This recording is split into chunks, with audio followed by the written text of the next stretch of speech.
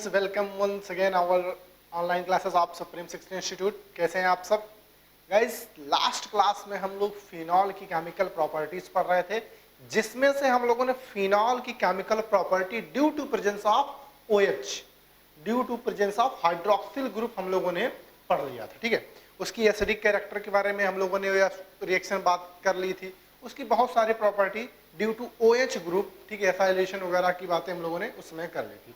ठीक है, जिसमें मैंने बताया था कि उसकी एसिड स्ट्रेंथ जो होती है, वो एसिडिक कैरेक्टर जो है उसका, वो बहुत ही इंपॉर्टेंट रोल प्ले करता है, जिसमें मैंने बहुत सारे क्वेश्चन भी लास्ट क्लास में मैंने करा दिया था। ठीक है, आज गाइस हम लोग दूसरी प्रॉपर्टी पढ़ेंगे। अगर आपको याद हो तो हम लोगों ने क्लासिफिकेशन में कैपिटल A बोला था, reaction due to OH group. आज अपन लोग कैपिटल B लिख रहे हैं, reaction due to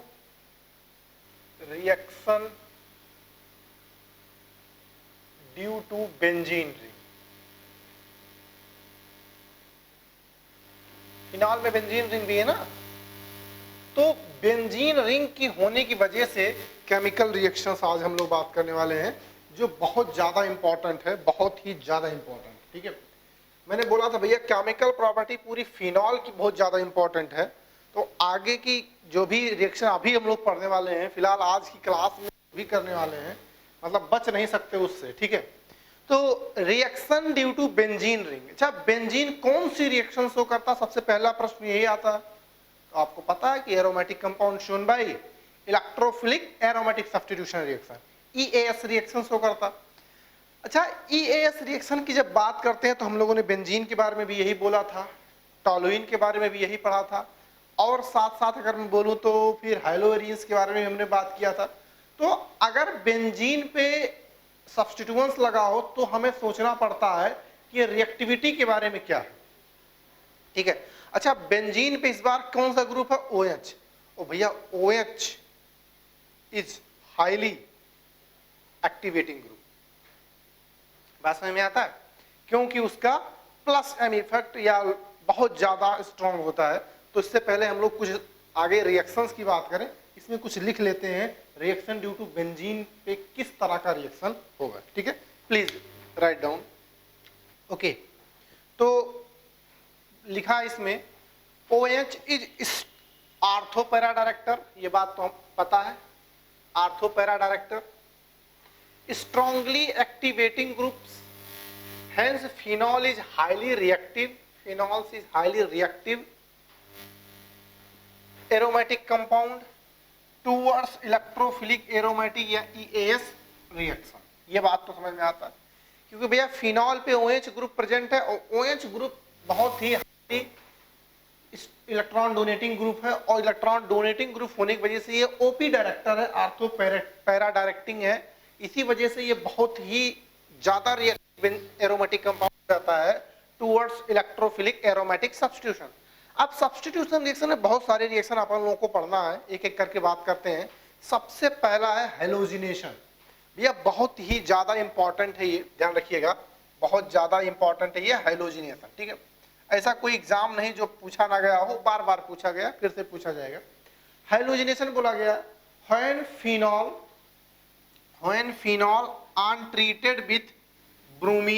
untreated with bromine in different reaction product are formed under experimental conditions। Halogenation में जो ब्रोमीन की रिएक्शन है वो बहुत ही पॉपुलर है, बहुत ही फेमस है। बोला गया है कि फिनॉल की रिएक्शन जब भी हम ब्रोमीन से कराते हैं, डिफरेंट रिएक्शन प्रोडक्ट बनता है अंडर एक्सपेरिमेंटल कंडीशन। ठीक है, अलग अलग कंडीशंस के साथ अलग अलग ब्रोमो कंपाउंड्स मिलते हैं, ब्रोमोफिनॉल्स मिलते हैं। चलिए एक एक करके बात करते हैं, इससे पहले से आप नोट कर लीजिए, फिर हम दोनों क्लासिफिकेशन की बात करते हैं कि क्या डिफरेंशिएशन दोनों अलग का होता है, फिनॉल का किस कंडीशन में किस तरह का प्रोडक्ट आता है। ठीक है, प्लीज नोट डाउन। ओके, तो पहली बात करते हैं हैलोजिनेशन की पहली कंडीशन। स्मॉल a को मैं इस लिख रहा हूं। ठीक है, ध्यान दीजिए भैया, एक एक स्टेप बहुत ही इंपॉर्टेंट। बोला गया when reaction of phenol is occurs in presence of bromine water, 2,4,6 tribromophenol is formed as a white precipitate, as a white precipitate. ठीक है, बोला गया है कि अगर ब्रोमीन वाटर के साथ रिएक्शन कर रहे हैं फिनॉल की, यानी अगर मैं रिएक्शंस आपको लिख दूं, बैलेंस इक्वेशन आपको लिख के बताऊं कि किस तरह की रिएक्शंस होगी, तो आपको नजर आ रहा कि ये फिनॉल है। ठीक है, बोला गया है फिनॉल की रिएक्शन किससे कराने के लिए, ब्रोमीन वाटर Br2 के साथ H2O ले लिया जाए। अच्छा, ब्रोमीन वाटर की जगह पे कभी कभी एक्वस Br2 लिखा होगा। ठीक है, एक्वस Br2 लिखा होगा। जब ऐसी कंडीशन होगी तो ध्यान रखिएगा ट्राई सब्स्टिट्यूशन होगा फिनॉल का। फिनॉल वैसे भी बहुत ही ज्यादा रिएक्टिव है और उसकी रिएक्टिविटी होने की वजह से इसके आर्थो और पैरा पे हैलोजन लग जाएगा। फाइन, यानी यहां पे 1 मोल फिनॉल के लिए यहां पे 3 मोल ब्रोमीन की रिक्वायरमेंट होगी। ठीक है, 1 मोल फिनॉल के लिए 3 मोल ब्रोमीन की रिक्वायरमेंट होगी। ये प्रिपेयर होगा, इसे पढ़ रहे हैं 2,4,6 ट्राइब्रोमोफिनॉल, जिसका व्हाइट प्रेसिपिटेट आता है। ठीक है, व्हाइट प्रेसिपिटेट आता है। तो भैया ध्यान रखिएगा, पूछा लगेगा the product is formed when phenol is treated with bromine water, ortho bromophenol, para bromophenol, meta bromophenol. ठीक है, या इस तरह के 2,4,6 ट्राइब्रोमोफिनॉल। ठीक है, तो इस तरह से डायरेक्ट क्वेश्चन पूछा जा सकता है। ठीक है, तो आई होप कि अब इसमें कोई परेशानी होगी नहीं। इसमें कुछ और वेरिएशंस टाइप के बातें हैं। वेरिएशंस क्या है इसे नोट कीजिए, उसके बाद मैं वेरिएशन पे आता हूँ कि किस किस केस में ये बातें और भी अच्छी हो सकती हैं। ठीक है, ये तो हर किसी को पता है, ये सीधे सीधे एनसीईआरटी में बातें ऐसे लिखी गई हैं तो ऐसे लोगों को याद होती है। अब थोड़ा सा इसका एक्सटेंडेड वर्जन देखते हैं कि और क्या चेंज होके आ सकता है। ठीक है, प्लीज नोट डाउन। एक नोट मैंने लिखा भैया, ये नोट भैया 2000 वाला नोट है, समझ लीजिएगा, बहुत ही इंपॉर्टेंट नोट है। Even substituents like SO3H, COOH and NO2 are present at ortho and para positions. Ortho and para positions are replaced by halogen. भैया फिनॉल का अगर डेरिवेटिव है और वो डेरिवेटिव कुछ इस तरह का प्रेजेंट है तो वो बोल रहा है कि हैलोजन से सब्स्टिट्यूट हो जाता है। बहुत ही इंपॉर्टेंट बात है। जैसे एग्जांपल के लिए अगर मैं बोलूं कि अगर आपके पास इस तरह का कोई कंपाउंड है, OH है और पैरा पोजीशन पे SO3H लगा हुआ है और इसकी रिएक्शन, ठीक है, Br2 H2O से कर दिया जाए या फिर एक्वस Br2 से कर दिया जाए, तो ध्यान रखिएगा ऐसा नहीं होगा कि केवल आर्थो एंड पैरा पोजीशन पे लग जाएगा ब्रोमीन, सॉरी आर्थो पे लग जाएगा ब्रोमीन, पैरा ब्लॉक है। इस केस में ये सल्फोनेट आयन बहुत ही अच्छा लिविंग ग्रुप होता है और वो अच्छा लिविंग ग्रुप होने की वजह से बहुत ही आसानी से ब्रोमीन से सब्स्टिट्यूट हो जाता है। यही बात मैं यहां बताने का प्रयास कर रहा था भैया, समझ रहे हैं? तो आपको ये प्रोडक्ट अभी भी मिलेगा क्या?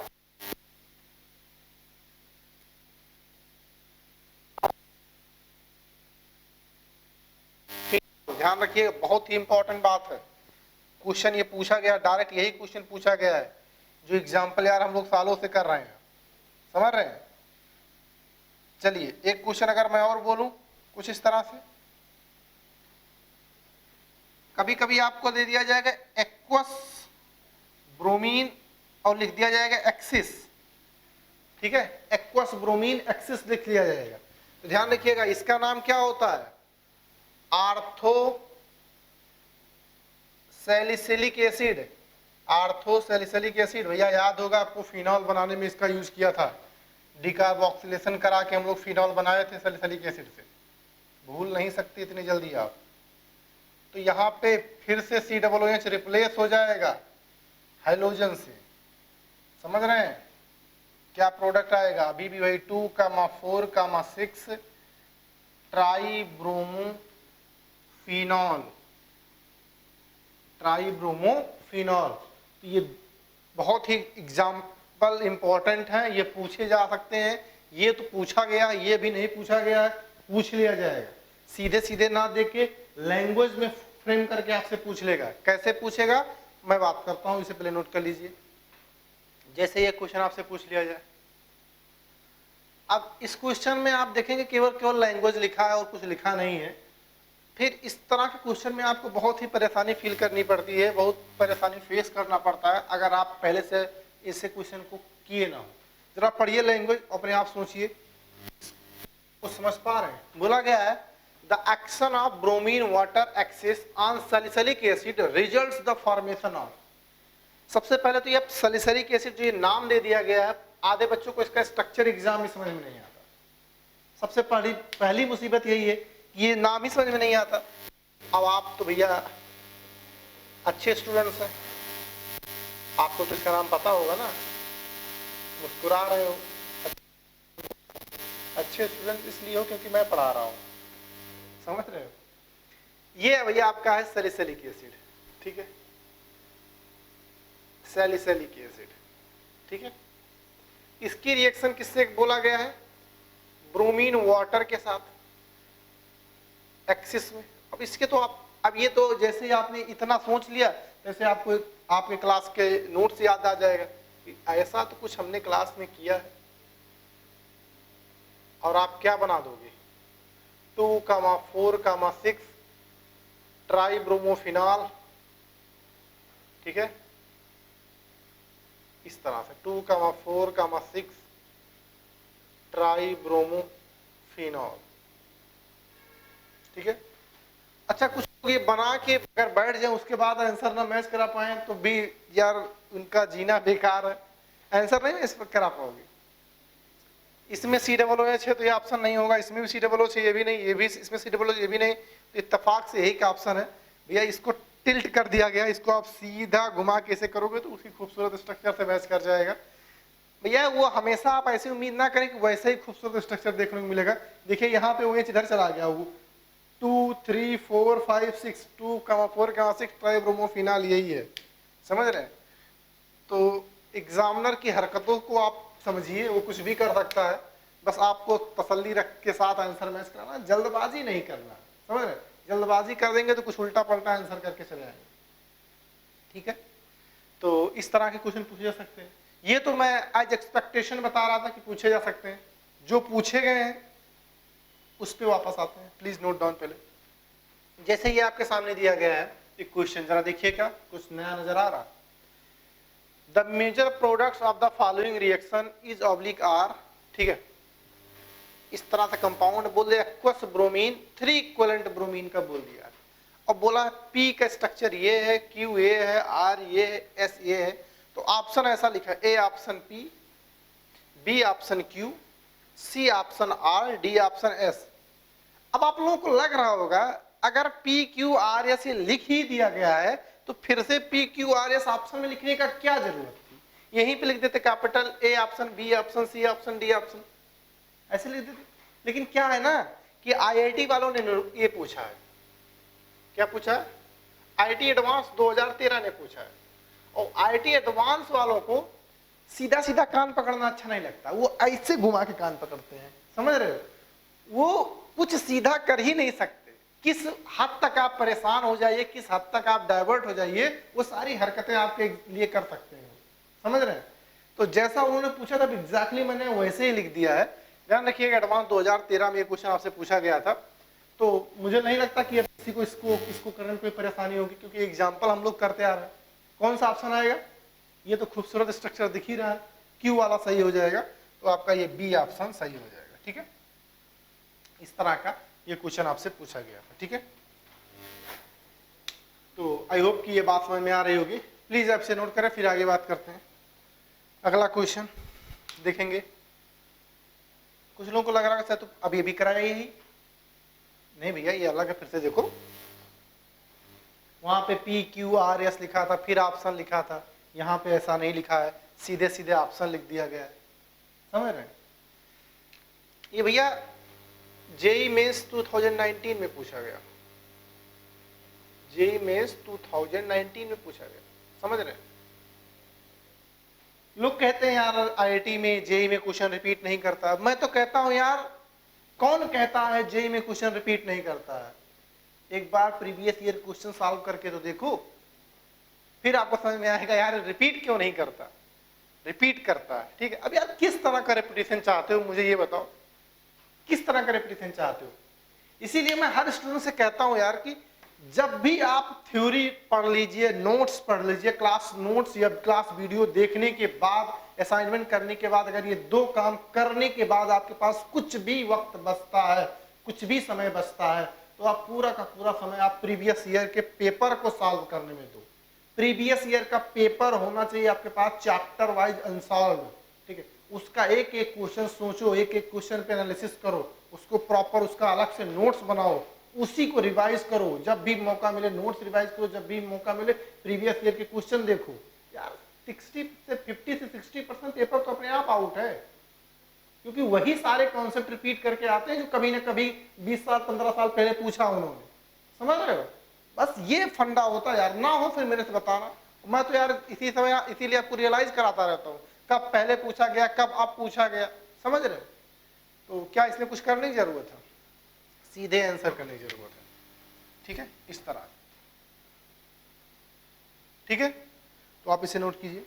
ओके, बोला गया है कि अभी तो आप अगर एक्वस ब्रोमीन वाटर से रिएक्शन कराते हो, एक्वस Br2 से रिएक्शन कराते हो, तो ट्राई सब्स्टिट्यूटेड फिनॉल चाहते हो, मिल जाता। लेकिन अगर आपको आर्थोब्रोमोफिनॉल या पैराब्रोमोफिनॉल चाहिए तो फिर क्या करो? तो उसी के लिए दूसरे यानी स्मॉल बी पे आते हैं। स्मॉल ए था ट्राई ब्रोमोनेशन, स्मॉल बी होगा मोनोब्रोमिनेशन। बोला गया है if only ortho and para halogenation are needed, मतलब अगर आर्थो और पैरा ही केवल चाहते हो, halogenation is carry out at low temperature and in any low polarity such as CCl4, carbon disulphide and carbon tetrachloride. बोला गया है कि अगर आपको आर्थो एंड पैरा हाइलोफिनॉल चाहिए तो उस केस में आपको टेम्परेचर लो रखना पड़ेगा और पोलैरिटी जो है वो डाउन करना पड़ेगा। पोलैरिटी मतलब अच्छा पोलर सॉल्वेंट था वाटर या एक्वस मीडियम, अब नॉन पोलर सॉल्वेंट इंट्रोड्यूस कर दीजिए या लो पोलैरिटी यहाँ पे यूज कर लीजिए, तो उस केस में आपको क्या मिल जाएगा? आर्थोब्रोमो एंड पैराब्रोमो फिनॉल्स मिल जाएगा। ठीक है, जैसे कि अगर मैं बोलूं आपकी रिएक्शन फिनॉल से आप रिएक्शन करा रहे हो इन प्रेजेंस ऑफ Br2, लेकिन वाटर नहीं है, कार्बन डाइसल्फाइड है। ठीक है, कार्बन डाइसल्फाइड है। ठीक है, तो इस केस में आपको आर्थोब्रोमोफिनॉल मिल जाएगा और पैराब्रोमो, आर्थोब्रोमोफिनॉल, पैराब्रोमोफिनॉल। ठीक है, तो ये बात ध्यान रखिएगा, जब आपको जरूरत हो मोनो सब्स्टिट्यूटेड की तो आपको पोलैरिटी जो है लो रखनी पड़ेगी। अगर एक साथ हम लोग इन सब की बात करें तो एक बार में कुछ इस तरह से सारी रिएक्शन, दोनों रिएक्शंस को एक साथ याद रख सकते हैं। जैसे कि आपने क्या किया, फिनॉल ले लिया, फिनॉल ले लिया। अब इसकी दो पाथ आप ध्यान रख लीजिए। ठीक है, दो पाथ ध्यान रख लीजिए, एक Br2 के साथ H2O या एक्वस ब्रोमीन, इसके साथ आप ध्यान रखिए कि ट्राइब्रोमोफिनॉल बनता है, ट्राइब्रोमोफिनॉल बनता है। और अगर लो पोलैरिटी दिया गया मतलब Br2 के साथ कार्बन डाइसल्फाइड दे दिया जाए या कार्बन टेट्राक्लोराइड दे दिया जाए, ध्यान रखना मिक्सचर बनेगा आर्थो एंड पैरा। बात समझ में आई?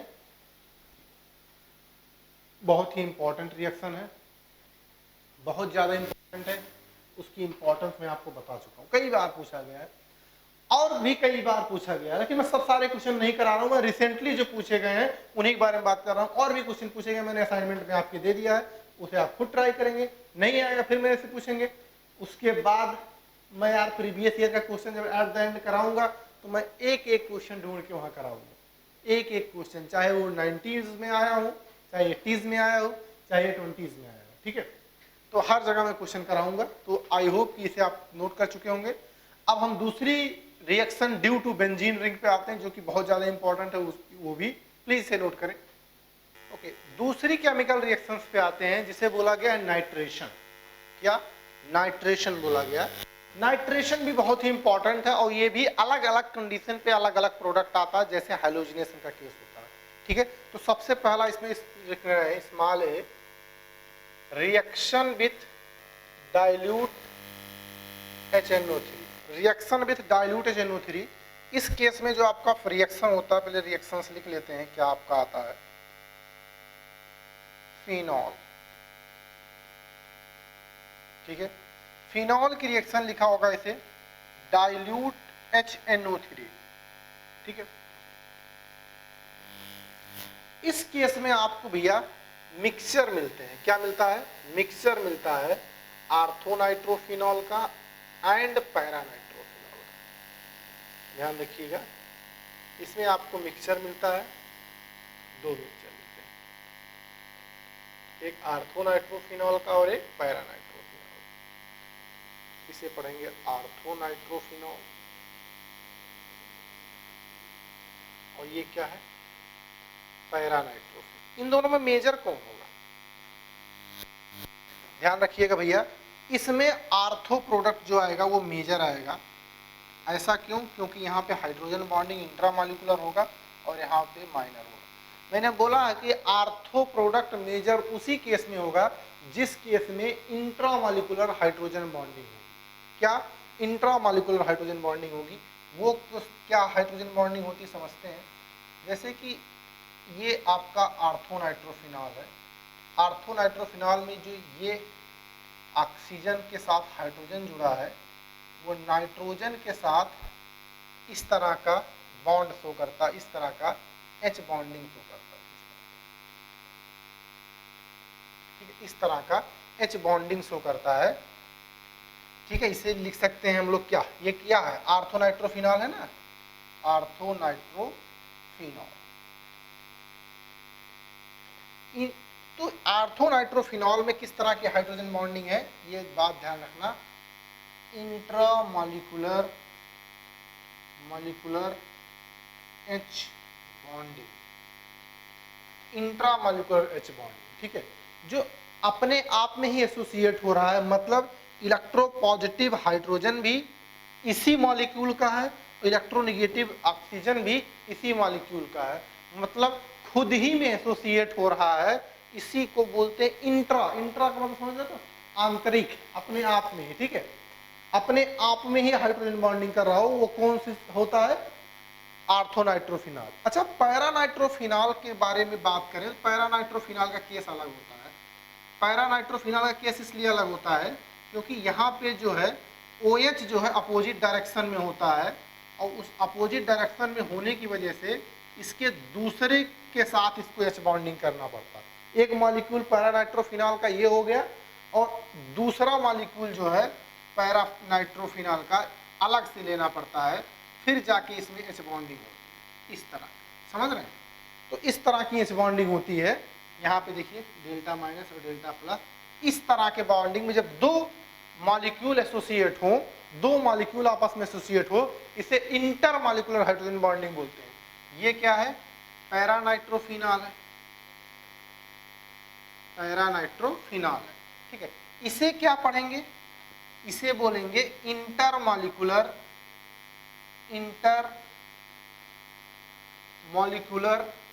H bonding. बहुत खास बात है भैया, ये इंट्रामॉलिक्यूलर H बॉन्डिंग है, ये इंटरमॉलिक्यूलर H बॉन्डिंग। जब दो मॉलिक्यूलर आपस में एसोसिएट होंगे उसे बोला जाएगा इंटरमॉलिक्यूलर। दो नहीं, और भी आगे जुड़ सकते हैं, इससे और भी आगे ऐसे जा सकते हैं। ठीक है, इसके साथ और आगे भी जा सकते हैं ऐसे। तो इस तरह का एसोसिएशन जो होता है, इस तरह का जो हाइड्रोजन बॉन्डिंग होती है उसे पढ़ते हैं इंटरमॉलिक्यूलर हाइड्रोजन बॉन्डिंग। इस तरह की हाइड्रोजन बॉन्डिंग को पढ़ते हैं इंट्रामॉलिक्यूलर H बॉन्डिंग। ठीक है, बात समझ में आया? और इंट्रामॉलिक्यूलर हाइड्रोजन बॉन्डिंग की वजह से यहाँ पे आर्थोनाइट्रोफिनॉल जो है मेजर आता है, जबकि पैरानाइट्रोफिनॉल क्या आता है? माइनर आता है। ये किस केस में होता है? जब डाइल्यूट नाइट्रेशन होता है फिनॉल का, डाइल्यूट नाइट्रेशन होता है जब फिनॉल का। बात समझ में आया? अब हम दूसरे केस पे आते हैं या फिर इसके बारे में थोड़ी सी और बात कर लेते हैं, बॉइलिंग पॉइंट का भी डिफरेंस आता भी है। अब जैसे आप देखिए इंटरमॉलिक्यूलर एच बॉन्डिंग है तो इसकी बॉइलिंग पॉइंट कम होगी, इसकी बॉइलिंग पॉइंट ज़्यादा होगी। अच्छा, अगर इसकी बॉइलिंग पॉइंट कम होगी तो उसका वोलेटाइल नेचर भी कम होगा, उसका वोलेटाइल नेचर ज़्यादा होगा। ये सारी बातें बहुत ही इंपॉर्टेंट है, इसे पहले नोट कीजिए, फिर मैं पॉइंट बना बना के इसको लिख देता हूँ। बहुत ही कीमती पॉइंट होंगे, बहुत ही इंपॉर्टेंट होंगे, ऐसा नहीं है कि कभी पूछा ना गया हो। बार बार इसके एच बॉन्डिंग से रिलेटेड, इसकी स्टेबिलिटी से रिलेटेड, इसके रिएक्शन कंडीशन से रिलेटेड बहुत बार क्वेश्चन आया, समझ रहे? प्लीज आप से नोट करें, फिर आगे बढ़ते हैं। ओके, तो कुछ बातें इसमें बहुत ही इंपॉर्टेंट है, इसको समझ लेते हैं पहले। Ortho and para isomer can be separated by steam distillation. सबसे इंपॉर्टेंट बात, स्टीम डिस्टिलेशन से इसे अलग कर सकते हैं due to large difference in boiling point. दूसरा point, ortho nitrophenol is steam volatile while para nitrophenol is less volatile due to intramolecular H bonding, due to intermolecular H bonding in para nitrophenol. बहुत ही important point है। Third point, intermolecular H bonding has more boiling point, intermolecular H bonding has more boiling point while intramolecular H bonding has less boiling point. Fine. Last point, boiling point inversely proportional to volatile nature. Boiling point जितना ज़्यादा होगा volatile nature उतना ही कम होगा। क्यों? क्योंकि जिसका boiling point कम होगा वो जल्दी evaporate होना शुरू कर देगा। evaporate जितना ज़्यादा हो जाएगा obviously वो less volatile होगा। Fine. तो ध्यान रखिएगा, ये तीन जो चार पॉइंट लिखे गए हैं इस पे कम से कम 4-5 क्वेश्चन पूछे गए हैं। ठीक है, मैं समय आएगा तो इस पे क्वेश्चन कराऊंगा, पहले आप इसे नोट कीजिए, फिर आगे बढ़ते हैं। ओके, बात करते हैं अब दूसरे मेथड की, यानी पहला था रिएक्शन विथ डाइल्यूट HNO3, अब बात करेंगे reaction with concentrate HNO3। Concentrate HNO3 का क्या मतलब, अगर हम बात करें सीधे सीधे तो ध्यान रखिएगा, कंसंट्रेट HNO3 के साथ नाइट्रेशन होता है, लेकिन अब अगर आप एक बात और सोचे तो कंसंट्रेट HNO3 जो है एक अच्छा ऑक्सीडाइजिंग एजेंट भी है, स्ट्रॉन्ग ऑक्सीडाइजिंग एजेंट भी है। तो वो क्या कर सकता है, ऑक्सीडाइज भी कर सकता है फिनॉल को। तो ध्यान रखिएगा इस केस में the yield of picric acid, the yield of the picric acid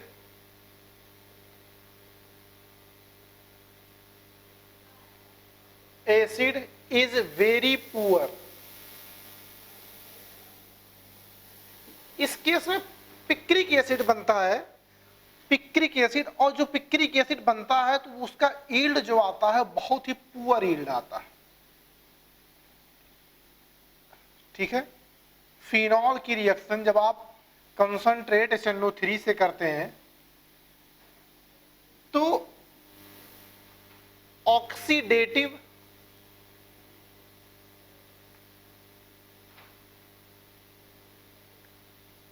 cleavage may also occur, plus थोड़ा सा अमाउंट जो मिलता है वो क्या मिलता है, पिक्रिक एसिड मिलता है। पिक्रिक एसिड का स्ट्रक्चर भैया पता होना बहुत जरूरी है।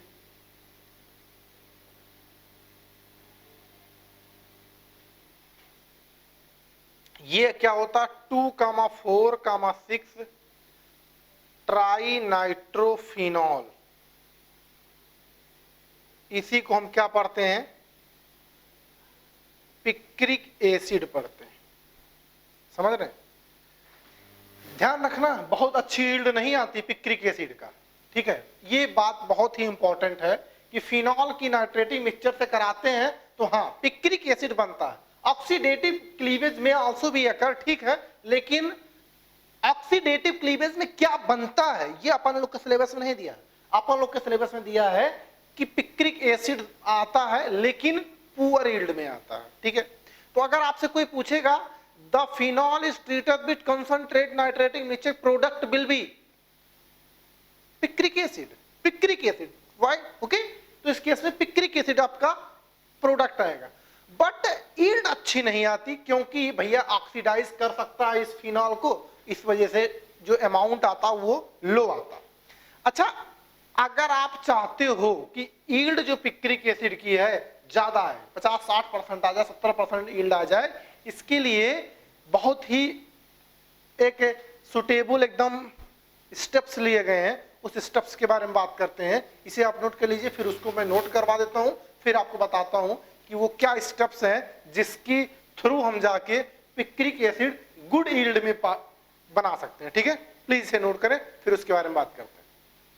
ओके, तो अगली बात करते हैं पिक्रिक एसिड। जब अभी हम लोग बात कर रहे थे कि कंसंट्रेट सल्फ्यूरिक एसिड से अगर रिएक्शन कराएं तो पिक्रिक एसिड बन तो जाता है, लेकिन अच्छी यील्ड नहीं आती।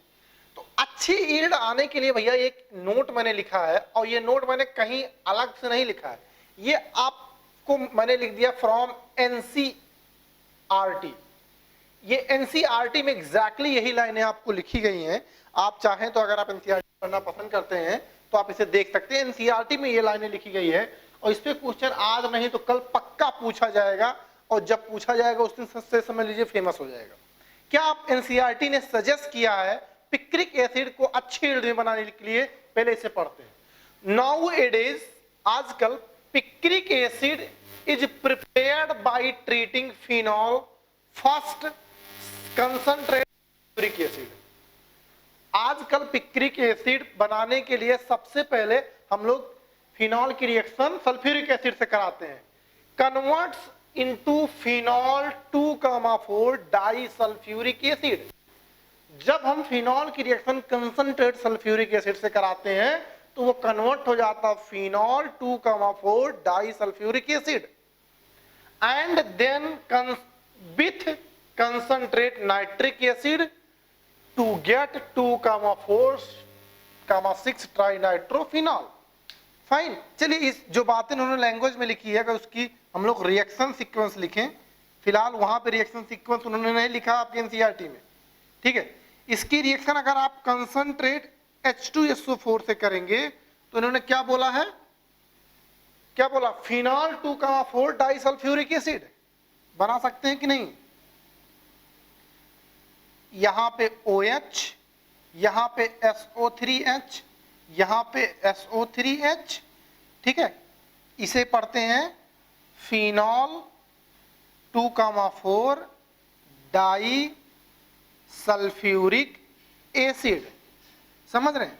अब बोला गया है अब इसकी रिएक्शन किससे करा दीजिए, कंसंट्रेट HNO3 से। अब आपको पता है concentrate HNO3 NO2 plus electrophile generate करेगा, और वो इलेक्ट्रोफाइल यहाँ पे भी लगेगा, और जैसे हम लोगों ने भी हाइलोजिनेशन कराया था ना, सल्फोनिक एसिड को निकाल देगा, यानी यहाँ पे आपको पिक्रिक एसिड मिलेगा और ये गुड यील्ड में मिलेगा। समझ रहे हैं आप? यहाँ पे NO2, यहाँ पे NO2 और यहाँ पे 2 टाइम्स ऑफ H2SO4 लीव कर जाएगा।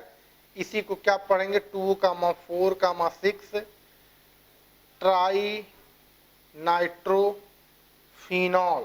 ठीक है, जिसे आप क्या पढ़ते हो, पिक्रिक एसिड। ध्यान रखिएगा भैया, बहुत ही इंपॉर्टेंट है ये। ठीक है, तो ये जो लाइन लिखी गई है इसका महत्व तो बहुत ज्यादा है, इंपॉर्टेंस इसकी बहुत ज्यादा। कारण क्या है, एनसीईआरटी की लाइन है, और एनसीईआरटी की लाइन भैया सीबीएसई कंडक्टेड एग्जाम के लिए, चाहे वो नीट हो चाहे जेईई मेंस हो, उन सब के लिए समझ लीजिए ये वरदान है, अमृत है। इससे कुछ ना कुछ वो कुछ ना कुछ बूंदे डाल के आपके लिए क्वेश्चन बना लेंगे। ठीक है, ठीक है, तो आप इसे नोट कीजिए, फिर प्रयास करता हूं एक क्वेश्चन इस पे बनाने का, देखते हैं क्या समझ में आता है।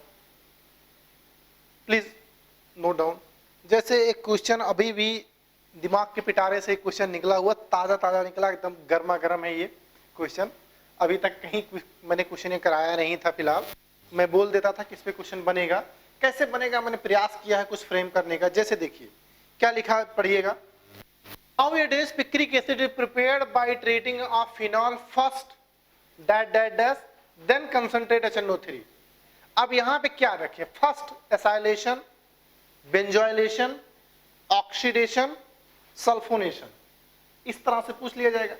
अब आपको ये जो ब्लैंक दिया गया है यहाँ पे क्या रखा जाए, एसाइलेशन, बेंजोइलेशन, ऑक्सीडेशन, सल्फोनेशन।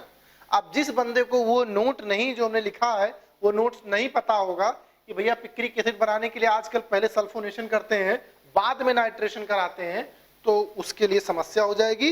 ये तो मैंने अपने तरफ से लिख दिया है सल्फोनेशन। अब ये सल्फोनेशन डेफिनेटली फिक्स है, अब ये तीनों बदल सकते हैं, ठीक है, कुछ भी हो सकता है, लेकिन यहाँ पे आपको फिल क्या करना पड़ेगा हमेशा, सल्फोनेशन। पहले सल्फोनेशन कराया जाएगा, फिर कंसंट्रेट नाइट्रिक एसिड से कराया जाएगा। तो ये भैया जल्द एग्जाम में आए तो क्या लिख सकते हैं, कमिंग सून, ठीक है, आप लिख दिए जल्द आएगा, ठीक है, कभी भी आ सकता है, ये समझ रहे हैं। तो ये एकदम नया क्वेश्चन है, पूछा जा सकता है, हो सकता है किसी एग्जाम में पूछ लिया हो, लेकिन आज अभी तक जो है फिलहाल। आगे बढ़े, इसे नोट कीजिए, फिर आगे बात करते हैं। जैसे ये आपसे पूछा जाए, इस तरह से अगर आपसे क्वेश्चन पूछा जाए कि in the following reaction sequence the major product P will be, ये आपके साथ रिएक्शन सीक्वेंस दिया जाए और आपसे पी पूछा जाए, ठीक है, सैलिसिलिक एसिड के साथ सबसे पहले रिएक्शन कराया गया आपको NaOH के साथ, फिर एक्वस Br2 के साथ, फिर जिंक के साथ डिस्टिल्ड किया गया, और आपसे प्रोडक्ट पूछा गया, फाइनल प्रोडक्ट क्या आएगा, ठीक है। जरा प्रयास कीजिए, इन तीनों रिएक्शन सीक्वेंस के बारे में आप पहले से परिचित हैं, आप जानते हैं इन तीनों के बारे में, और आपके सामने ऑप्शन कुछ इस तरह से दिए गए हैं, देखिए कितने लोगों का सही होता है। चलिए देखते हैं क्या हुआ। भैया आसान सा काम है। सबसे पहला, अगर आप पहला स्टेप्स में देखें तो पहला क्या दिया गया है, सबसे पहला दिया गया है, ये क्या है, ये सोडा लाइम है, पहचानते हैं इसे, सोडा लाइम का क्या मत काम होता है, डीकार्बोक्सिलेशन, डीकार्बोक्सिलेशन। तो ये CO2 गायब करेगा, CO2 गायब कर देगा तो क्या बचेगा, फिनॉल बचेगा, फिनॉल के साथ एक्वस ब्रोमीन यानी ब्रोमीन वाटर के साथ एक्सिस में, तो ट्राइब्रोमोफिनॉल बन जाएगा, ट्राइब्रोमोफिनॉल बन जाएगा। और ट्राइब्रोमोफिनॉल जब इससे ये ट्राइब्रोमोफिनॉल बना, फिर जिंक डिस्टल क्या करेगा, अगर मैं ट्राइब्रोमोफिनॉल बना दूं, उसके बाद जिंक डस्ट के साथ अगर हम हीट करते हैं तो क्या करता है जिंक, भैया पिछली क्लास में पढ़ा है, जिंक के साथ अगर हम हीट कर देते हैं, जिंक डस्ट के साथ हीट कर देते हैं, तो न्यूक्लियर ऑक्सीजन को कैप्चर कर लेता है, जिंक ऑक्साइड बना लेता है, तो आपको ये प्रोडक्ट मिल जाएगा। यहाँ पे Br बचेगा, यहाँ पे Br बचेगा और यहाँ पे Br बचेगा, यानी 1,3,5 ब्रोमो, 1,3,5 ब्रोमो। कौन सा ऑप्शन आया, इकलौता ऑप्शन है सी ऑप्शन, जो बिल्कुल सही आंसर आया, ठीक है, बिल्कुल करेक्ट ऑप्शन आपके पास क्या आया, सी। ओके, प्लीज आप इसे नोट करें, फिर अगले क्वेश्चन की तरफ बढ़ते हैं। दूसरा नंबर रिएक्शन, पहला रिएक्शन था हैलोजिनेशन, दूसरा था नाइट्रेशन, तीसरा रिएक्शन करते हैं फिनॉल की, दैट इज सल्फोनेशन, समझ रहे हैं, सल्फोनेशन, ठीक है।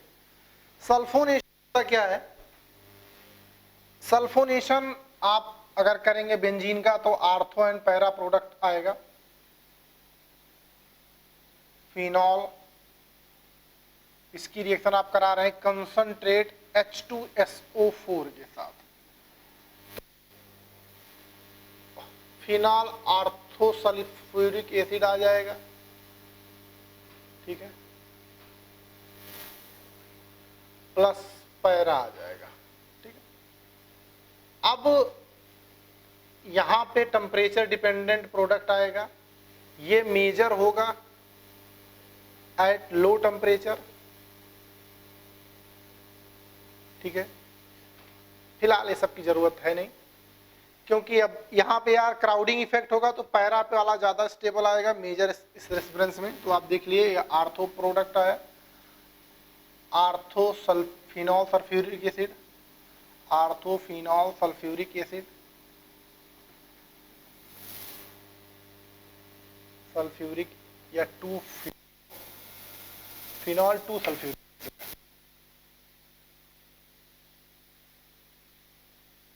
एसिड, ठीक है। इसे क्या पढ़ेंगे, फिनॉल 4 सल्फ्यूरिक एसिड, ठीक है, ओके।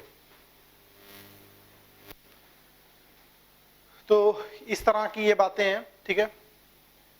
लो टेम्परेचर पे यार ये एग्जिस्ट करेगा, हाई टेम्परेचर पे ये, क्योंकि आपको पता है कि हिंडर्ड की वजह से बल्कि ग्रुप आसपास नहीं रहेंगे, हाई टेम्परेचर पे ये, लो टेम्परेचर पे ये, ठीक है। सल्फोनेशन तो आई होप कि आपको बातें समझ में आई हैं। तो सल्फोनेशन में इसी तरीके की बातें होंगी, और आपको पता है कि सल्फोनेशन की आप बहुत ही चीज़ें समझ सकते हैं, ये बना सकता है, ये बना सकता है, और इससे आगे भी रिएक्शन आप प्रोसीड करा सकते हैं दूसरे रिएक्शन कंडीशन के साथ, ठीक है। तो थर्ड रिएक्शन था सल्फोनेशन, नोट कीजिए इसे, फिर आगे बढ़ते हैं। नोट कर लिया होगा, ठीक है। अब एक्चुअली ये है क्या, जो मैं अभी बात कर रहा था, ये रिएक्शन के बारे में ध्यान रखना कि H2SO4 जो है ये काइनेटिकली कंट्रोल्ड होता है, यानी लो टेम्परेचर पे होता है, ये थर्मोडायनेमिकली कंट्रोल होता है, ठीक है, ठीक है। ये 25 डिग्री सेंटीग्रेड टेम्परेचर पे एग्जिस्ट करता है, और ये 100 डिग्री सेंटीग्रेड टेम्परेचर पे एग्जिस्ट करता है। वही बात मैं बता रहा था कि लो टेम्परेचर, तो ये काइनेटिकली कंट्रोल है, ये थर्मोडायनेमिकली कंट्रोल है। बात समझ में है? जैसे कि अगर इसी को आप, इस रिएक्शन को आप ऐसे भी लिख सकते हो, इस रिएक्शन को आप ऐसे भी लिख सकते हो, फिनॉल के साथ कुछ इस तरीके से यहाँ पे, ठीक है। यहाँ पे कंसंट्रेट H2SO4 दिया गया, concentrate H2SO4 eight 25 degree centigrade, ठीक है। यहाँ भी कंसंट्रेट H2SO4 दिया गया एट 100 डिग्री सेंटीग्रेड टेम्परेचर पे, समझ रहे हैं ये। अब यहाँ पे जो आएगा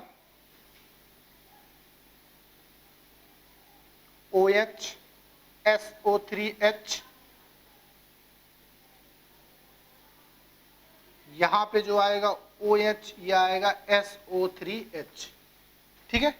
इसे पढ़ेंगे अंडर काइनेटिकली कंट्रोल्ड प्रोडक्ट, इसे पढ़ेंगे अंडर थर्मोडायनेमिकली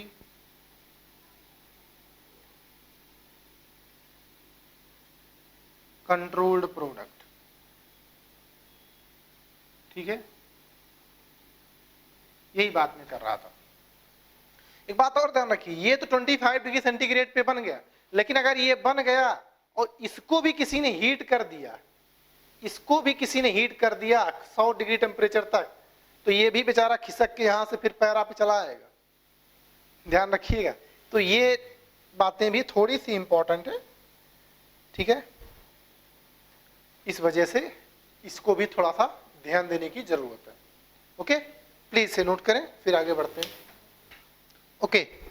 एक इंटीजर टाइप का क्वेश्चन यहाँ पे लिखा गया है, जरा देखिए कितने लोगों के ये पल्ले पड़ता है। आईटी वाले तैयार हो जाए, आईआईटी वाले तैयार हो जाए। इस तरह के क्वेश्चन जो इंटीजर टाइप हो या फिर मिसलेनियस रिएजेंट के साथ बहुत सारे क्वेश्चन किए जाए, ठीक है। इस तरह से सीक्वेंस आईआईटी के लिए ही तैयार होता है। मैं पढ़ के एक्सप्लेन कर देता हूँ आपके लिए, 1 मिनट में समय भी दे दूंगा इसको।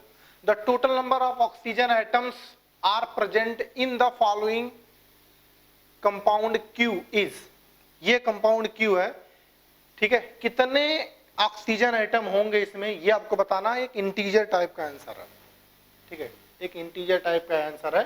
कितने ऑक्सीजन एटम प्रेजेंट होंगे क्यू में, ये आपको बताना, ठीक है। ये होमवर्क नहीं है, ये क्लास वर्क है। इसको अभी के अभी बताना है आपको, अभी के अभी बताना है, समझ रहे हैं? या होमवर्क में बताएंगे? नहीं, होमवर्क में अभी मैं कुछ दूसरा दे दूंगा, उसके लिए आप टेंशन मत लीजिए, पहले आप इसे कीजिए, ठीक है। हो गया? पॉज करके इसे समय ले लीजिए, आप अटेम्प्ट करना पड़ेगा सारे रिएक्शन सीक्वेंस। इसमें से 2-3 पुराने हैं, 2-3 नए हैं, समझ रहे हैं? तो इस तरह के क्वेश्चन भैया करने की आपको आदत डालनी पड़ेगी, समझ रहे हैं? इस तरह से क्वेश्चन आपको आना पड़ेगा। चलिए, काफी टाइम हो गया, मुझे लगता है कुछ लोगों का आंसर आ भी गया होगा। चलिए सॉल्यूशन की तरफ बढ़ते हैं। यहां मैं थोड़ा सा स्पेस बना लेता हूं, और मैं यार बहुत ज्यादा लिखने के मूड में हूं नहीं, ठीक है, मैं लिखने के मूड में हूं नहीं, इसलिए थोड़ा सा तेजी से मैं करूंगा। ये बेंजीन दिया गया है। ओलियम क्या होता है? H2SO7 को ओलियम पढ़ते हैं। ये क्या करता है, ओलियम इसको, या फिर H2SO4 के साथ SO3 दिया हो, इसे ओलियम पढ़ते हैं, इस मिक्सचर को। ये क्या करेगा भैया, बेंजीन सल्फोनिक एसिड बनाएगा। तो पहला रिएजेंट का काम खत्म हो गया। दूसरे रिएजेंट का काम पे वापस आते हैं। NaOH के साथ जब आप हीट करोगे तो आपको याद होगा कि ये फिनॉल बनाता है, लेकिन उससे पहले फिनॉक्साइड आयन बनाएगा ONA, ठीक है। और क्योंकि अभी ये इसका काम खत्म, सोडियम फिनॉक्साइड आयन बना दिया। अब 3 नंबर पे दिया एसिडिफिकेशन, एसिडिफिकेशन करा दोगे तो आपको क्या मिल जाएगा, फिनॉल मिल जाएगा। अब आपका थर्ड वाला भी काम खत्म। देखिए थर्ड वाला भी काम खत्म। फोर्थ रिएजेंट क्या है, fourth reagent concentrate H2SO4, H2SO4, ठीक है, H2SO4। अब कंसंट्रेट H2SO4 दिया गया है तो आपके पास दो ऑप्शन होंगे, या तो आर्थो प्रोडक्ट बनाइए या तो पैरा प्रोडक्ट बनाइए। लेकिन जैसे आपने आगे वाला स्टेप देखा तो आपको यहां नजर आया कि बाद में नाइट्रेशन भी कराया गया, कंसंट्रेट नाइट्रेशन कराया गया। तो आपको ये नजर आएगा कि नाइट्रेशन से पहले अगर फिनॉल का सल्फोनेशन हो रहा है तो जैसा हमने आपको पढ़ा था कि बताया था कि भैया एनसीईआरटी में लिखा है सल्फोनेशन आप कराओगे, कंसंट्रेट सल्फोनेशन कराओगे फिनॉल का तो डाई सल्फ्यूरिक एसिड बन जाता है। ये फिनॉल 2,4 डाई सल्फ्यूरिक एसिड बन जाता है। अच्छा, अगर किसी के दिमाग में ये ना आए कि सर हमें कैसे वहां पता होगा कि ये डाई वाला है या मोनो वाला है, तो मोनो वाला भी बना दोगे तब भी क्वेश्चन गलत नहीं होगा। लेकिन जब नाइट्रेशन से पहले सल्फोनेशन कराया गया हो उसी रिएक्शन पैटर्न में, रिएक्शन सीक्वेंस में, तो आपको ये याद आना पड़ेगा। अगर केवल सल्फोनेशन पूछा गया, केवल सल्फोनेशन पूछा गया तो आप आर्थो पैरा ही करोगे। लेकिन सल्फोनेशन के जस्ट बाद नाइट्रेशन हुआ है तो आपको ये याद रखना पड़ेगा। अब ये चौथा बना, यानी आपका P बन गया, ये P बन गया। अब P का रिएक्शन कराया कंसंट्रेट HNO3 के साथ, याद है आपको। अब क्या बन जाएगा, पिक्रिक एसिड बन जाएगा। भैया याद कर लीजिए इस रिएक्शन पैटर्न को और सारी बातों को, ये पिक्रिक एसिड बन जाएगा। पिक्रिक एसिड का फॉर्मूला क्या होता है, नाम क्या होता है, ये भी आपको पता होना चाहिए। ये पिक्रिक एसिड बन गया, यानी अब इसका भी काम खत्म। जिंक के साथ डिस्टिल्ड करने का क्या मतलब है भैया, जिंक डस्ट के साथ डिस्टिल करने का क्या मतलब है, न्यूक्लियर ऑक्सीजन, ये फिनोलिक ऑक्सीजन खत्म हो जाएगा। आपको क्या मिलेगा, क्या मिलेगा, बहुत ही ध्यान से देखने की जरूरत है। ऑक्सीजन खत्म हो जाएगा, उसके बाद केवल नाइट्रो बचेगा, तीन नाइट्रो, यहाँ पे NO2, यहाँ पे NO2 और यहाँ पे NO2। इसे पढ़ेंगे 1,3,5 tri nitro benzene, benzene tri nitro benzene, TNB। Short में क्या पढ़ सकते हो इसे, TNB, ट्राई नाइट्रो बेंजीन। शायद अब आपका जिंक डिस्टल से रिएक्शन करने के बाद आपका Q आ गया, इसी को एग्जामिनर ने Q बोला है। तो आपसे पूछा Q में total number of oxygen atom कितना होगा, तो आपके पास आंसर आ चुका है, 3 नाइट्रो है, तो टोटल 6 नंबर ऑफ जो है ऑक्सीजन एटम है। तो यहाँ आप 6 फिल कर दोगे, आपका करेक्ट आंसर आ जाएगा। तो मैं उम्मीद करता हूँ इंटरप्रिटेशन आपको समझ में आया होगा, रिएक्शन सीक्वेंस भी समझ में आई होगी। तो इस तरह के क्वेश्चन को आपको हैंडल करना पड़ेगा, और इसके लिए सबसे आसान काम आपको है कि जब आपको रिएक्शन दिया जाए तो ये रिएजेंट और इस रिएक्टेंट का क्या संबंध है, क्या रिलेशन है और कहाँ पढ़ा था, ये आपको याद आना पड़ेगा। जब तक ये याद नहीं आएगा कि भैया बेंजीन से ओलियम कहाँ रिएक्शन कराया था, क्या बनता था, तो आप उसकी कोई मदद नहीं कर पाएगा। और याद कब आएगा, जब आप रिवीजन करोगे, बार बार पढ़ाई करोगे, बार बार देखोगे कहाँ पढ़ा था कहाँ नहीं, ठीक है, उसे बार बार ताजा करते रहोगे, रिफ्रेश करते रहोगे माइंड में, तो जल्दी याद आ जाएगा। ठीक है, तो आप प्लीज इसे नोट करें, फिर आगे बढ़ते हैं। ओके, तो आज की क्लास इतने ही रखते हैं। और जाते जाते आपको क्लास 11th की बहुत सारी रिएक्शंस को मैं एक साथ देते जा रहा हूं ताकि आपको पुरानी चीजें भी थोड़ी सी अपने आप रिवाइज होती रहें। ठीक है, बेंजीन को यहाँ पे रख दिया है और उसके साथ ये बहुत सारी रिएक्शंस हमने अलग अलग डायरेक्शन में दे दिया है। ठीक है, यहां से हमने शुरू किया है। ठीक है, COHCl AlCl3 के साथ A, CH3Cl के साथ AlCl3 B, CH3COCl AlCl3 के साथ C, एसिटिक एनहाइड्राइड के साथ AlCl3 D, Cl2 dark E, Cl2 ultraviolet light के साथ F। उसके बाद यहां पे बोला गया है प्रोपीन के साथ H+ हाई टेम्परेचर और pressure G, Br2 FeBr3 H, propane 1 के साथ catalytic H+ I, isopropyl chloride के साथ AlCl3 J, कंसंट्रेट H2SO4 के साथ K, V2O5 वेनेडियम पेंटाऑक्साइड। अगर यहां से सही नहीं दिख रहा तो मैं इसे थोड़ा सा अच्छे से लिख देता हूं, वेनेडियम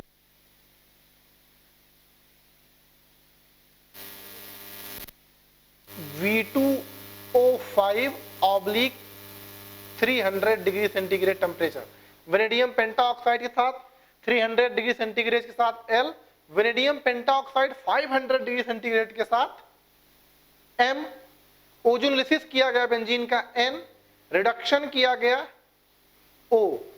ठीक है, तो ये सारे अननोन आप आइडेंटिफाई कर लेंगे और नहीं आएगा तो आपको पढ़ना पड़ेगा, पढ़ना पड़ेगा तो मतलब इसका एडवांटेज ये है कि रिवीजन होगा आपका।